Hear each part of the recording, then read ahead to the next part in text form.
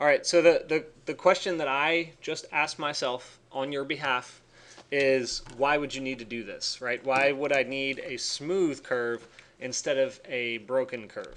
And really it has to do with whether or not you're going to panelize it, right? So if you're going to panelize it, you want it to be broken.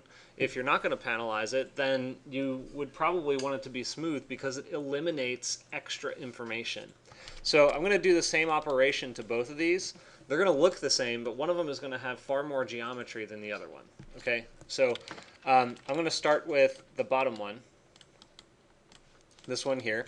And what I'm going to do is create a series of domain breaks in it, and then I'm going to pipe it so that it gives me like a, like a sort of a pipey, like high-tech looking horizontal louver system. Okay, so really all I have to do is just borrow this information. I'm going to pull it forward. I'm going to override these connections. You can see that I've created 1, 2, 3, 4 extra curves, and of course there will be a fifth there. But I'm going to just isolate the particular ones that I want to create a pipe on. So I'll use list item, and I'm going to select, oh, I need to deconstruct VREP actually. I always forget that. Boom. There we go. List item. I'm going to use my edges. 0 to 3 for a slider.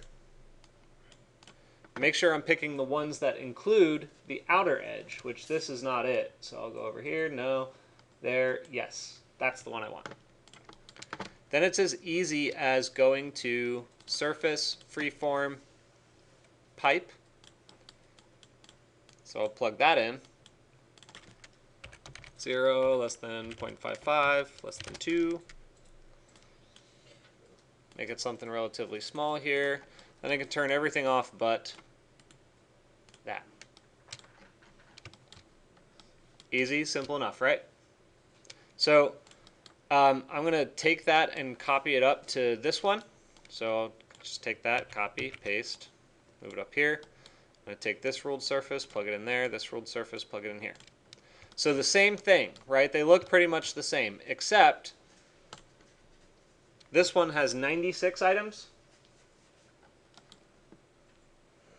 This one has 16. So imagine when you're doing these operations and it keeps, multiplying tenfold, tenfold, tenfold. The numbers get huge. So when you have the ability to lower the amount of different geometries that you have, it's usually in your best interest. So also the problem with this one is that when you bake it, I don't know what layer I put that on. Let's go to layer 5. There we go. Wow, we created a lot. When you bake it, it comes out subdivided as well. So they're actually segmented instead of one smooth element. Not that it's necessarily going to get in the way, but it might. What's that?